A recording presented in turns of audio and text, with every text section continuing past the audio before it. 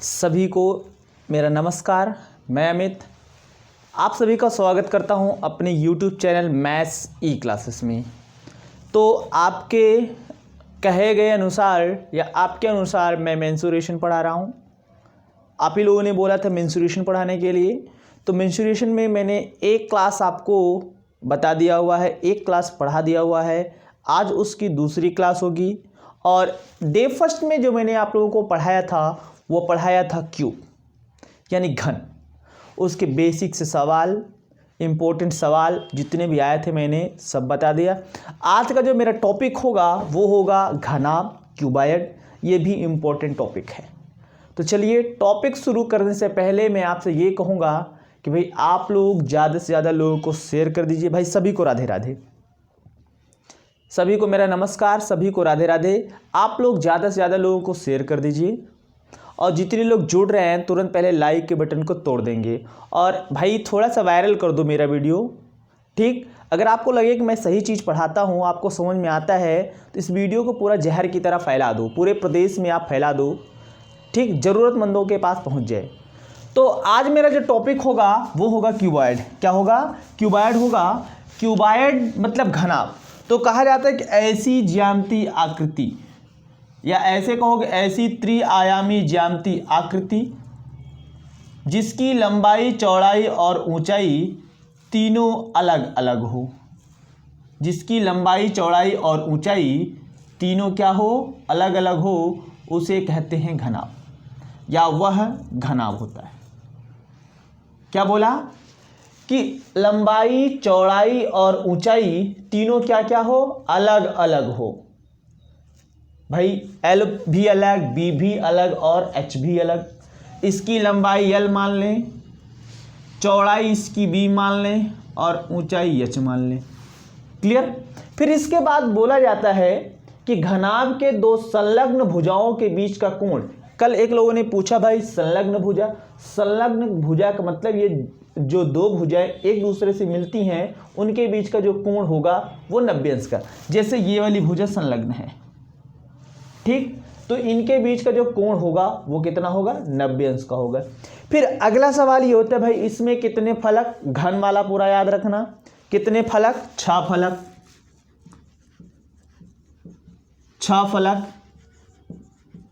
8 कोने एवं 12 किनारे होते हैं, एवं 12 किनारे होते हैं। फिर अगला सवाल मैं ये आपसे ये पूछूं कि घनाभ का निर्माण किससे होता है? आयत से होता है या वर्ग से होता है?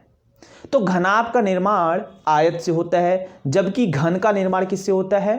वर्ग से होता है। ये दो चीज आपको बता दिया गया था। एक मिनट जरा रुकना, एक सेकंड रुकना। थोड़ा सा लाइट प्रॉब्लम कर रहा है आंख पे, इसलिए चश्मा लगाना बहुत जरूरी है, क्योंकि लाइटिंग बहुत तेज है, ये आंख पर जो है प्रभाव डालता है।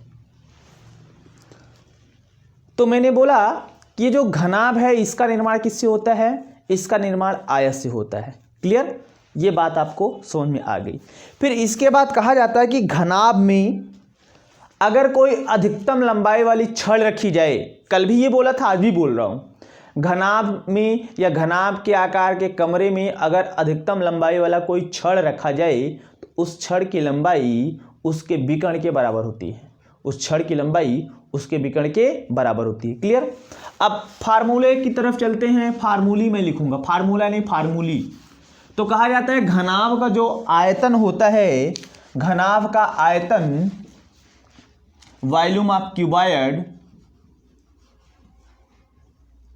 घनाभ का आयतन ये V बराबर L into B into H, L गुणे बी गुणे एच होता है, LBH। ठीक, इसके बाद जो होता है घनाभ का पृष्ठीय क्षेत्रफल, घनाभ का पृष्ठीय क्षेत्रफल जो होता है, surface area of a cuboid, ये होता है क्या? 2 ब्रैकेट में LB plus BH plus HL, LB BH HL।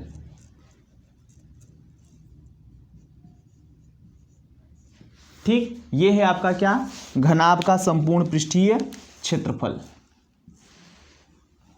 इसके बाद आता है घनाभ का विकर्ण बराबर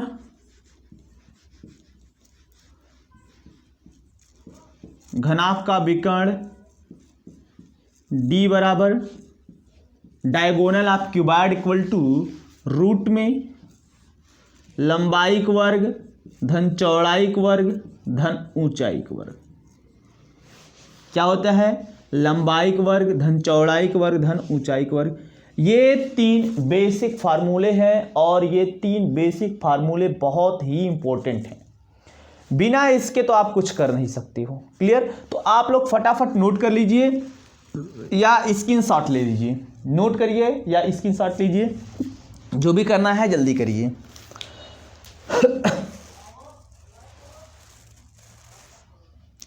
क्लियर?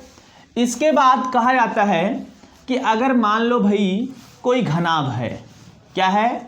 कोई घनाभ है, अगर इसके 3 फलकों का क्षेत्रफल क्या होगा? 3 फलकों का क्षेत्रफल कहा जाए x हो, y हो, z हो। 3 फलक का मतलब एक नीचे वाला, एक बगल वाला और एक बैक वाला। आप कैसे समझोगे? अपने कमरे में जाना, फ्लोर समझना, एक राइट साइड वाला वॉल समझना और एक बैक साइड वाला वॉल समझना। ये 3 फलक होंगे। अगर तीनों का एरिया एक्स वाई जेड हो, ये अगर तीनों का एरिया एक्स वाई जेड हो तो कहा जाता है घनाभ का जो आयतन होता है, घनाभ का जो आयतन होता है रूट में एक्स वाई इंटू जेड होता है। रूट में एक्स वाई इंटू जेड होता है। नोट करके लिखना। माना लिखना, माना एक घनाभ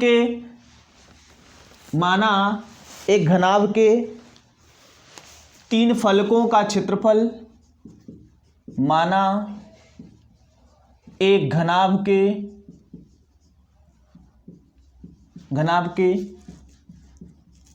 3 फलकों का क्षेत्रफल,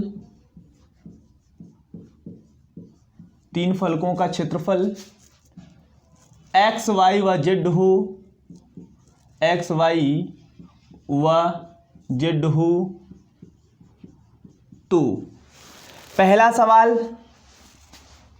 सवाल घनाभ का पृष्ठीय क्षेत्रफल बराबर, घनाभ का पृष्ठीय क्षेत्रफल बराबर ये होता है 2x + y + z। याद रखना, जो मैं अभी 3 फार्मूले लिखवाऊंगा, तीनों को आप याद रखना। पूरा चैप्टर पढ़ो चाहे जिन पढ़ो, लेकिन इन तीनों फार्मूलों को याद रखना। अब ट्रेंड में है कि इसके क्वेश्चन डायरेक्ट आते हैं और ये कई दफ़ा एग्जाम में, अलग अलग एग्जाम में पूछा जा चुका है। अगर आप यूपी टेट या सुपर टेट की तैयारी करते हैं तो एकदम रट्टा मार लीजिए, एकदम पूरी तरह से इसको रट लीजिए। अगर आप आरआरबी एनटीपीसी का एग्जाम देते तब भी रट लीजिए। अगर आप सीजीएल और 10+2 का एग्जाम देते तब भी रट्टा मार लीजिए। एन के एन प्रकार इसको रट लीजिए। दूसरा आएगा घनाभ का आयतन बराबर, घनाभ का आयतन बराबर ये होगा रूट में एक्स वाई जेड। क्या होगा? रूट में एक्स वाई जेड। क्लियर? ये 2 हो गया।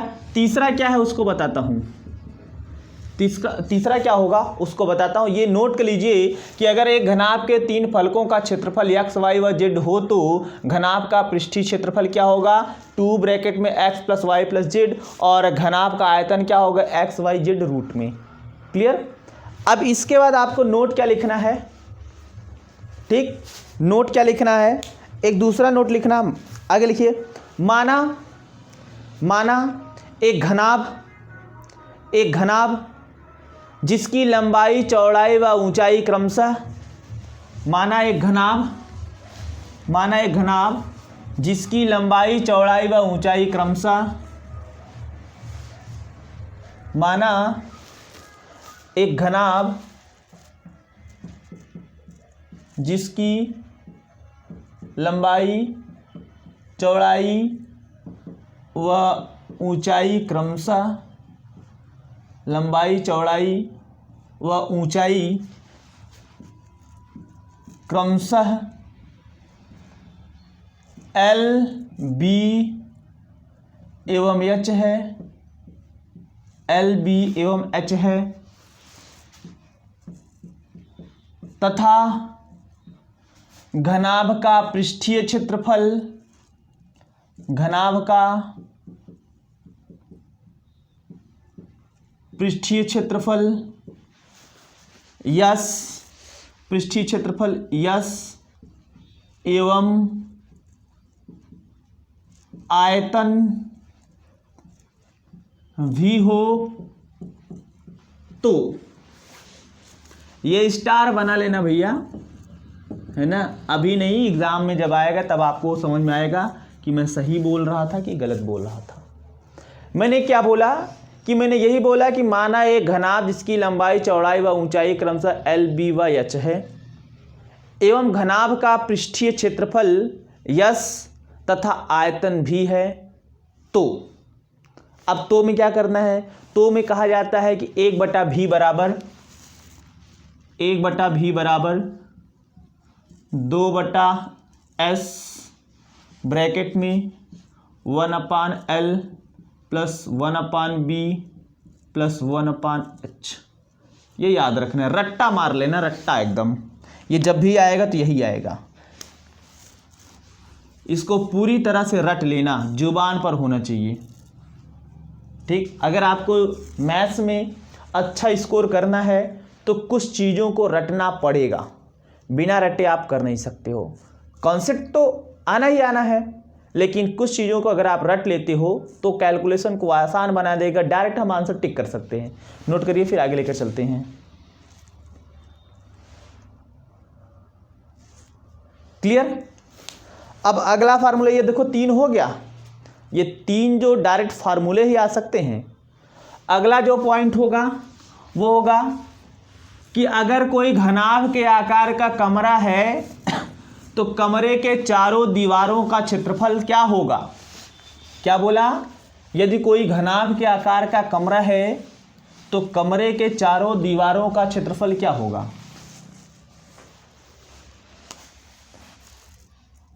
घनाभ के आकार के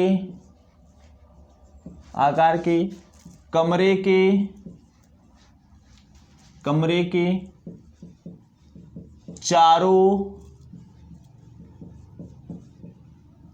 दीवारों का क्षेत्रफल, चारों दीवारों का जो क्षेत्रफल होगा वो होता है 2L + B × H। घनाभ के आकार के कमरे के चारों दीवारों का जो क्षेत्रफल होता है वो होता है 2 ब्रैकेट में L + B बाहर × H। ये याद रखना, इसको भी रट लेना, बगैर इसको रटे आप कुछ कर नहीं सकते हो। याद रहेगा तभी कर पाओगे, नहीं तो नहीं।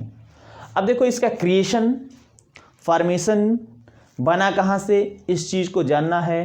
तो भाई ये जब मैं ऑफलाइन बैच पढ़ाऊँगा या ऑफलाइन बैच में जब मैं पढ़ाऊँगा तो वहाँ बताऊँगा, यहाँ बताना पॉसिबल नहीं, ठीक।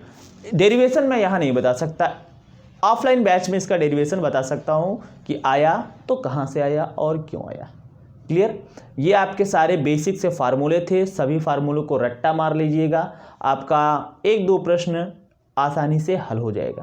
क्लियर। अभी तक बहुत स्लो पढ़ा रहा था, अब क्वेश्चन कराना, लिखना क्वेश्चन लिखना। एक घनाभ जिसकी लंबाई, चौड़ाई व ऊंचाई क्रमशः एक घनाभ जिसकी लंबाई, चौड़ाई व ऊंचाई क्रमशः 15, 12 और 10 सेंटीमीटर है। 15, 12 और 10 सेंटीमीटर है। तो बताइए 3 सवाल। 15, 12 व 10 सेंटीमीटर है, तो बताइए घनाभ का आयतन क्या होगा। घनाभ का आयतन क्या होगा।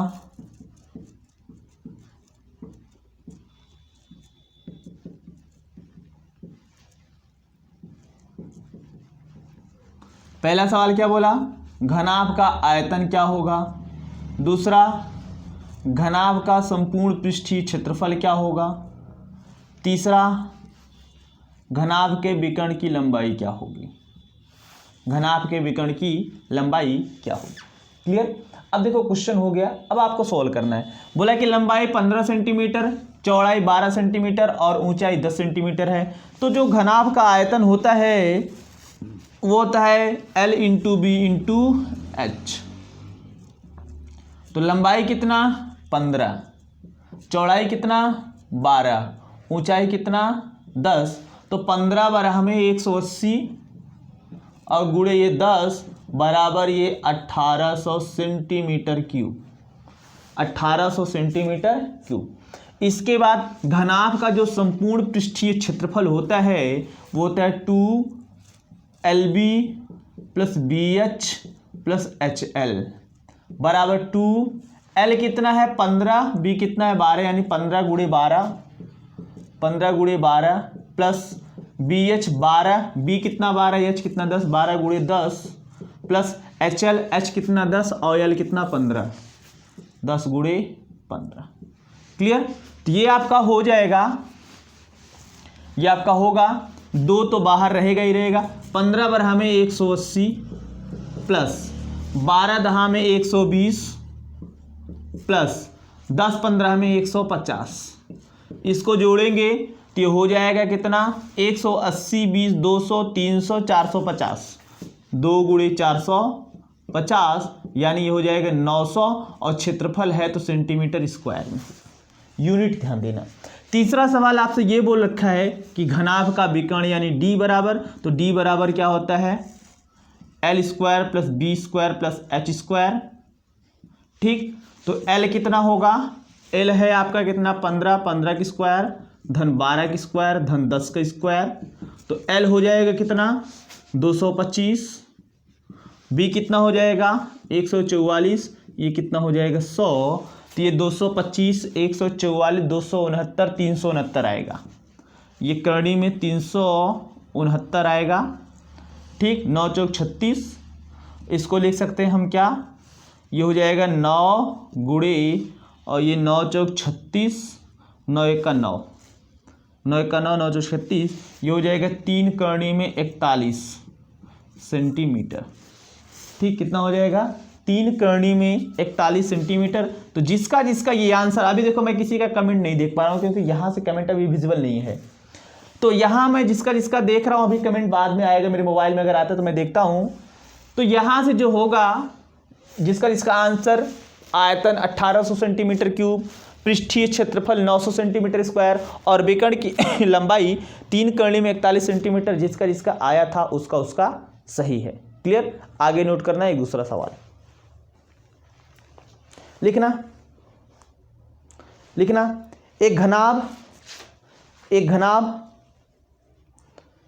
एक घनाभ के आकार का कमरा है, एक घनाभ के आकार का कमरा है, एक घनाभ के आकार का कमरा है जिसकी भुजाओं की लंबाई क्रमशः 24 मीटर 8 मीटर एवं 6 मीटर है। 24 मीटर 8 मीटर एवं 6 मीटर है। 24 मीटर 8 मीटर एवं 6 मीटर है। कितना कितना 24 8 एवं 6।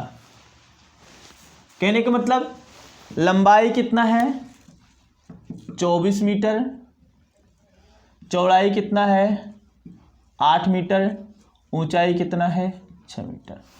तो बताइए कमरे के अंदर अधिकतम लंबाई की रखी जा सकने वाली छड़, अधिकतम लंबाई की रखी जा सकने वाली छड़ की लंबाई क्या होगी। अधिकतम लंबाई की रखी जा सकने वाली छड़ की लंबाई क्या होगी। क्लियर। अब देखो अभी मैंने शुरुआत में बोला था कि अगर घन या घनाभ के आकार का कोई कमरा है, अगर उसमें हमें मैक्सिमम लेंथ की कोई छड़, बांस, रॉड कुछ भी रखना हो तो उसकी जो लंबाई होती है वो हमेशा उसके विकर्ण के बराबर होगी। क्या होगी, उसके विकर्ण के बराबर होगी। आप कहोगे मैक्सिमम लेंथ, अधिकतम लंबाई बराबर, सोल्यूशन में कहोगे अधिकतम लंबाई बराबर कमरे का विकर्ण, कमरे का विकर्ण। क्लियर। तो कमरे का विकर्ण, कमरा कैसा है, घनाभ क्या आकार का, तो कमरे का विकर्ण का मतलब क्या हो जाएगा, ये 24 के स्क्वायर धन 8 के स्क्वायर धन 6 के स्क्वायर। सोल्व करना, देखते हैं किसका आंसर आता है। ठीक, कमेंट विजिबल है, मैं देख सकता हूं कुछ का जितना मेरे सामने आएगा देख सकता हूं।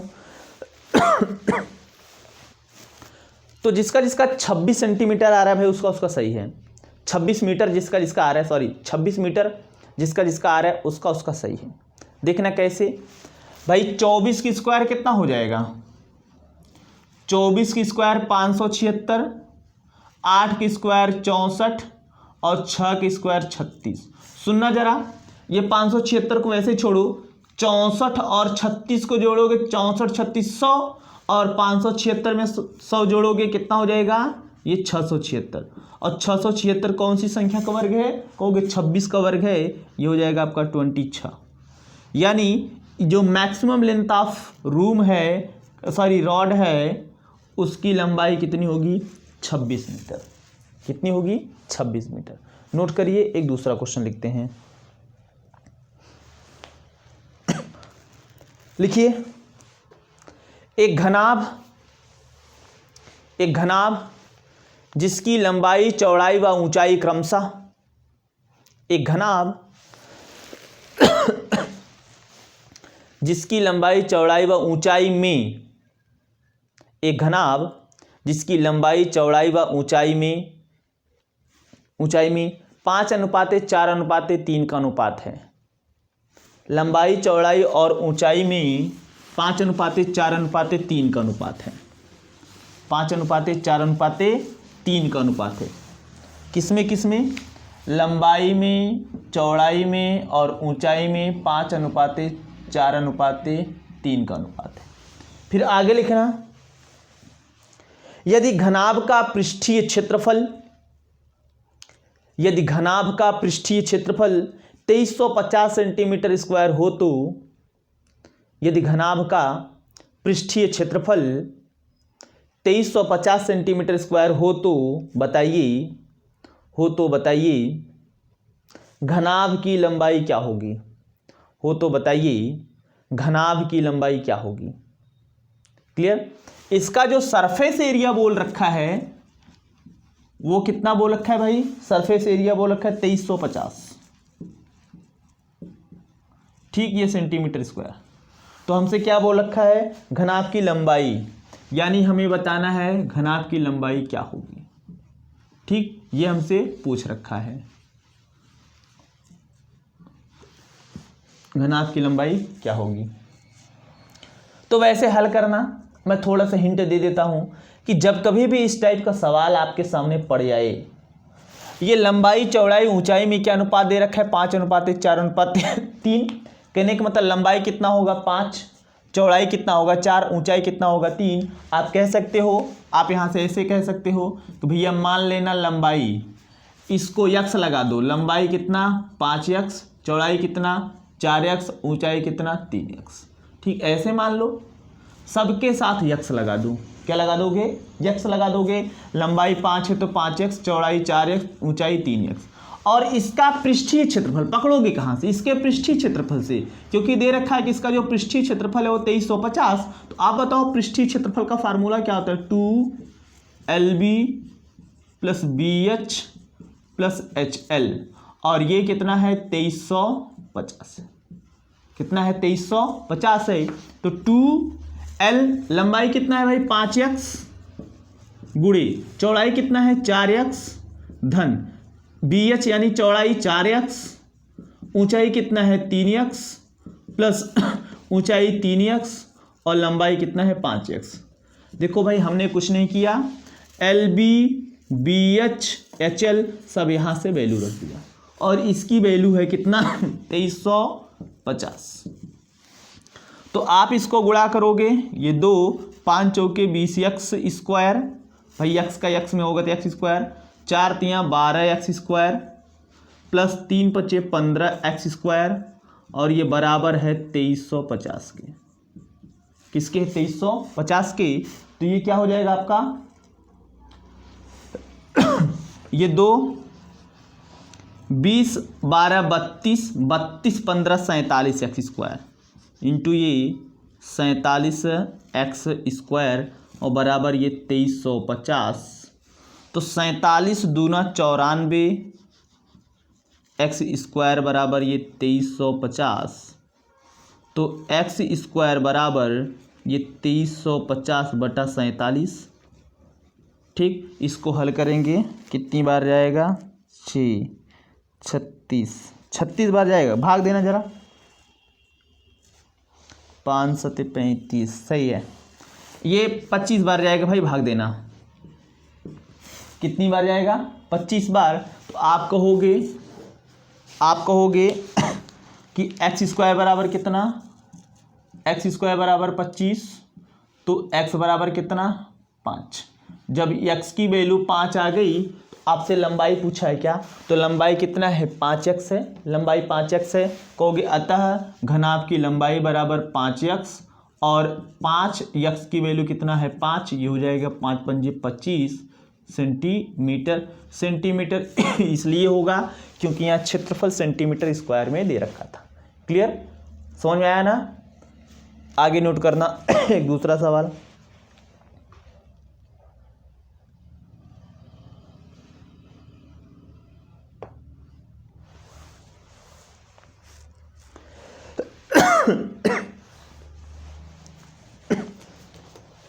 लिखिए सवाल।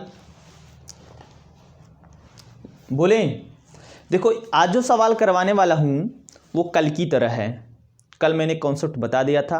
अगर आपको कल वाला कॉन्सेप्ट क्लियर है तो आज का सवाल अपने आप लगा ले जाओगे, कोई दिक्कत नहीं होगा। इसलिए मेरी आपसे गुजारिश है कि जितने लोग भाई कल की क्लास को नहीं देखे हैं प्लीज़ वो क्लास को देख लें, आपके लिए बेहद इंपॉर्टेंट होगा।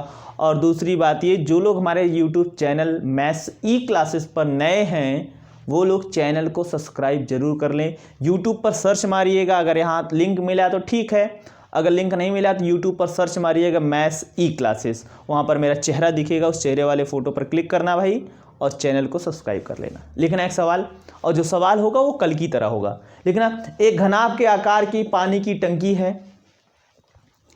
एक घनाभ के आकार के पानी की टंकी है। एक घनाभ के आकार की पानी की टंकी है जिसकी लंबाई चौड़ाई और ऊंचाई क्रमशः जिसकी एक घनाभ के आकार की पानी की टंकी है जिसकी लंबाई चौड़ाई और ऊंचाई क्रमशः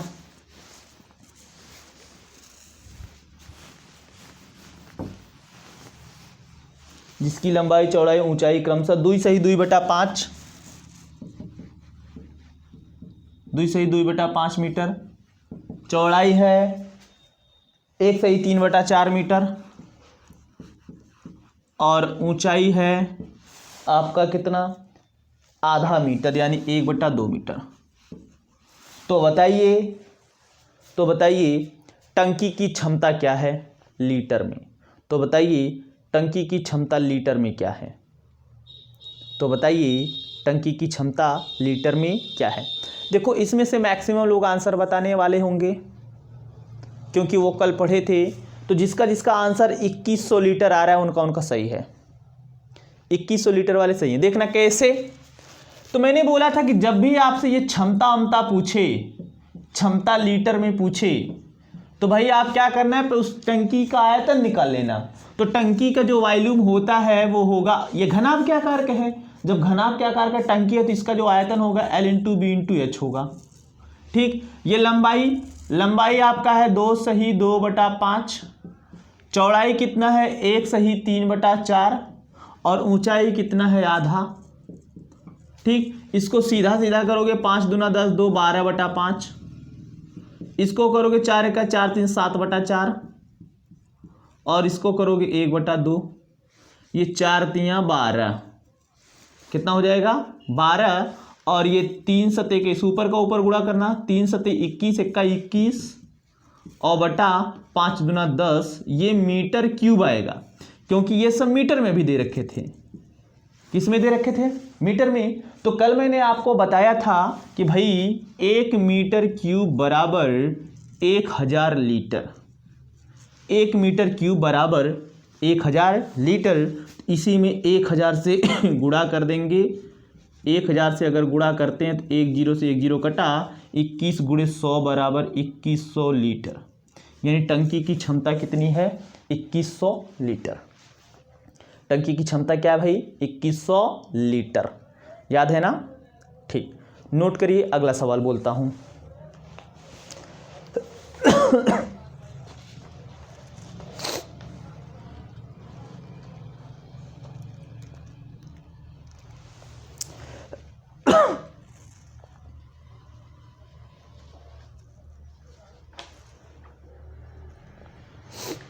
हो गया? लिखना। लिखना।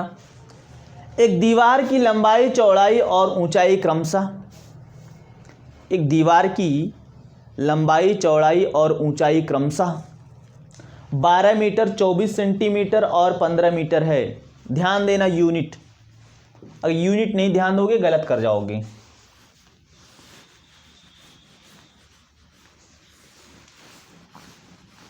और जितने लोग जुड़ रहे हैं भाई, लाइक की बटन को तोड़ देंगे, नहीं तो मैं तुमको तोड़ दूंगा। ठीक, लिखना। एक घनाभ की लंबाई, चौड़ाई और ऊंचाई क्रमशः 12 मीटर, 24 सेंटीमीटर, 15 मीटर है। 12 मीटर, 24 सेंटीमीटर एवं 15 मीटर है।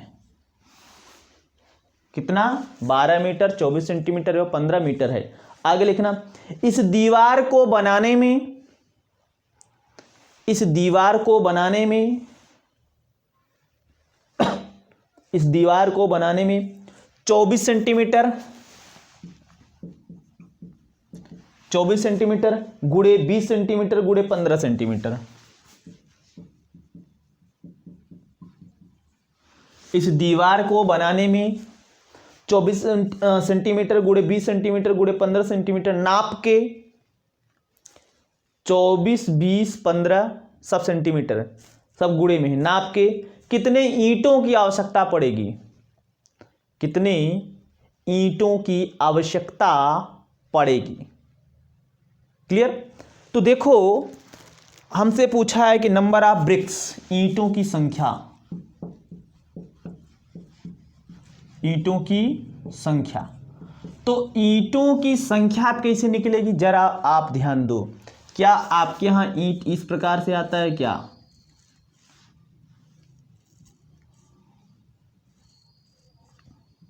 इमेजिन करना, ईंट इसी प्रकार का आता है क्या? यहां कुछ फूल पत्ती या नाम वगैरह सबका छपा रहता है। ठीक, ईंट इसी प्रकार का आता है। हाँ भाई हाँ, बोलो। ऐसे ही बनता है कि मोटा ज़्यादा बन गया, पतला होगा थोड़ा सा। और जो दीवार है, जरा इमेजिन करो दीवार कैसा है। इमेजिन करोगे यार, दीवार की मोटाई है, मतलब मोटाई है ना, मोटाई मतलब चौड़ाई, मोटाई है या चौड़ाई है, लंबाई है दीवार में ऊंचाई है, मतलब ये घनाभ के जैसा दिखा, घनाभ के जैसा दिखा। तो कल एक सवाल कराया था घन वाला, तो छोटे घन में काटा गया था। वही हाल इनका भी है कि जब कभी भी इस टाइप का सवाल आए, ईंट लगे या ईंटों की संख्या पूछे, तो ईंटों की संख्या अगर आपसे पूछता है, कहोगे ईंटों की संख्या बराबर दीवार का आयतन बटे एक ईंट का आयतन। क्या लिखोगे? दीवार का आयतन बटे एक ईंट का आयतन। अगर कभी भी इस टाइप का सवाल आता है, कहोगे ईंटों की संख्या बराबर, ईंटों की संख्या बराबर दीवार का आयतन बटे एक ईंट का आयतन। दीवार का आयतन बटे एक ईंट का आयतन। अब दीवार कैसा है? घनाभ के आकार का है। घनाभ का LBH दे रखा है, 12 मीटर, 24 सेंटीमीटर, 15 मीटर। यूनिट ध्यान देंगे, 12 मीटर, 24 सेंटीमीटर एवं 15 मीटर। फिर ये दे रखा है 24 सेंटीमीटर गुणे 20 सेंटीमीटर और गुणे 15 सेंटीमीटर। यूनिट को कन्वर्ट कर लेंगे। ये 12 मीटर है, मीटर को सेंटीमीटर में करने के लिए कितने से गुणा, 100 से। कहोगे 12 गुणे 100 सेंटीमीटर गुणे, ये ऑलरेडी सेंटीमीटर में, इसको नहीं कन्वर्ट करेंगे। ये 24 सेंटीमीटर, ये मीटर में है तो आप कहोगे 15 गुणे 100 सेंटीमीटर और बटे क्या करोगे, 24 सेंटीमीटर गुणे 20 सेंटीमीटर गुणे 15 सेंटीमीटर। ये सेंटीमीटर से सेंटीमीटर, सेंटीमीटर से सेंटीमीटर, सेंटीमीटर से सेंटीमीटर गायब। इधर देखो ये 24 से ये 24 गायब, ये 24 से ये 24 गायब, ये 15 से ये 15 गायब, ये 20 से 20 एक का 20 और ये 20 पंजे 100। तो क्या बचा, कहोगे नंबर ऑफ ईंट यानी ईंटों की संख्या n बराबर, ऊपर बचा 12 गुणे 5 गुणे 100, तो हो जाएगा 12 पंजे 60 गुणे 100। तो जिसका जिसका आंसर 6000 आ रहा है उनका सही है। 6000 ईंट लगेगा। क्या लगेगा, इस नाप के इस दीवार को बनाने में कुल 6000 ईंट लगेंगे। कितने ईंट लगेंगे, कुल 6000। एक ऐसे ही दूसरा सवाल लिखना,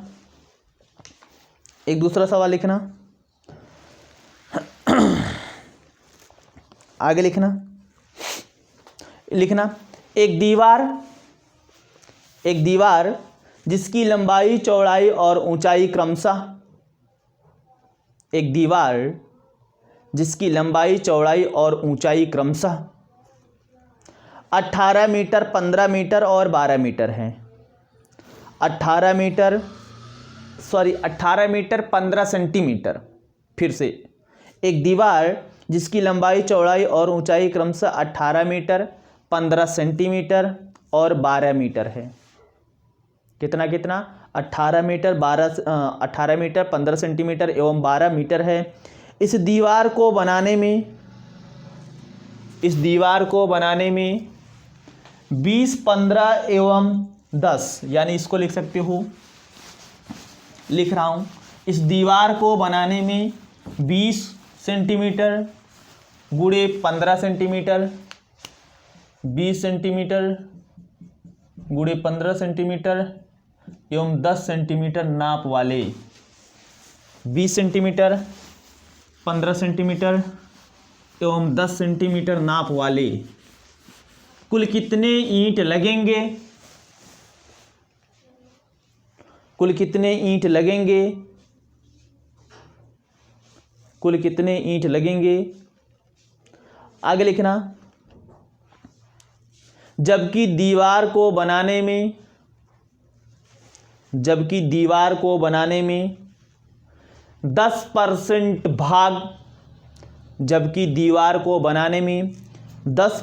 भाग सीमेंट और बालू का मिश्रण है। 10% भाग सीमेंट और बालू का मिश्रण है।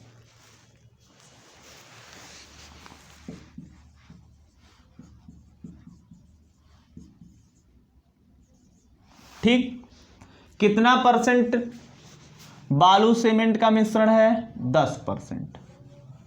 क्लियर। अब हमसे पूछ रखा है यार कि ये दीवार का बीमा है या ईंट का बीमा है, कुल कितने ईंट लगेंगे। तो आपको कॉन्सेप्ट मैंने बताया कि जब कभी भी इस टाइप का सवाल पूछता है तो ईंटों की संख्या निकालने के लिए क्या करोगे, दीवार का आयतन बटे एक ईंट का आयतन। कहोगे ईंटों की संख्या n बराबर दीवार का आयतन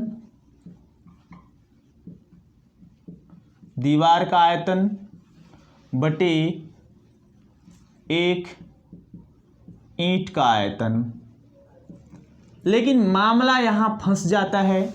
बोल रखा है कि जिसका या जिसमें दीवार को बनाने में 10% भाग बालू सीमेंट, गिट्टी बालू, ये सब जो रेत वगैरह लगा होता है वो 10% है। अच्छा आप बताओ कि जब 10% भाग दीवार को बनाने के लिए बालू सीमेंट लेते हैं तो कितने परसेंट भाग ईंट लेगा भैया? कहोगे 90%। 10% ऊ ले गया बालू सीमेंट, बचा कितना? 90%, क्योंकि कोई भी चीज़ अपने आप में क्या होता है? 100%। आपको परसेंट पढ़ाया हूँ, उसमें बताया हूँ। जब 10% बालू सीमेंट गिट्टी ले गया तो बचा कितना? 90%। यहाँ कहोगे 90% यानी 90/100। तो दीवार देखो, मैं बीमा बराबर करके लिखूंगा। ये 18 मीटर है, इसको लिख सकता हूँ 18 × 100 सेंटीमीटर। ये 15 सेंटीमीटर है, चलो ये 15 सेंटीमीटर। ये 12 मीटर है, इसको लिख सकता हूँ 12 × 100 सेंटीमीटर।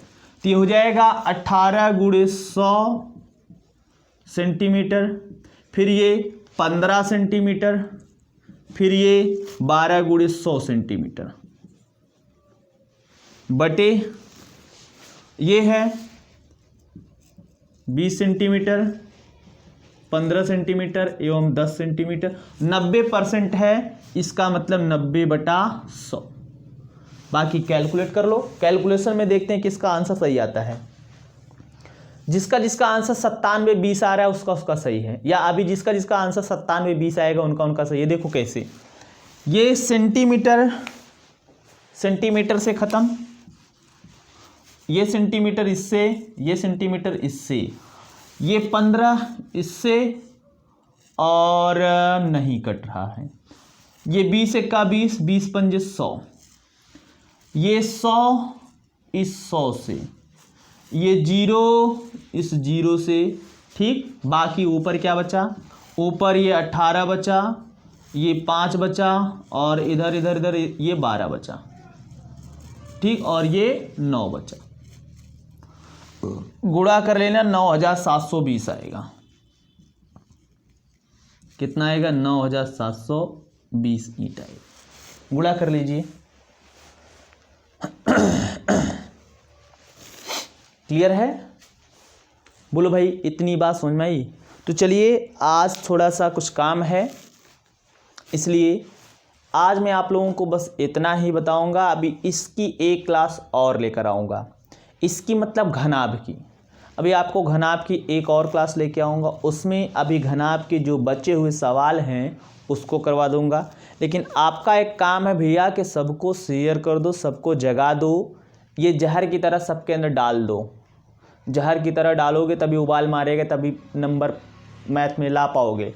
नहीं तो ये एक ऐसा सब्जेक्ट है जिसमें आप स्कोर नहीं कर सकते हो जब तक पूरा कॉन्सेप्ट नहीं क्लियर होगा, जब तक आप चीज़ों को अच्छे से समझोगे नहीं, जब तक इसको कई बार लगाओगे नहीं।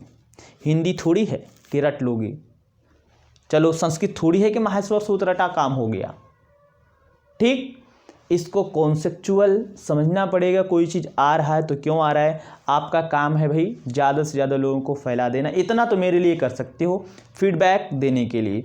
और कमेंट सेक्शन में कमेंट ज़रूर कीजिएगा कि क्लास कैसी रही, समझ में आई कि नहीं आई। अगर नहीं समझ में आती है तो मैं और अच्छे से समझाने का प्रयास करूँगा।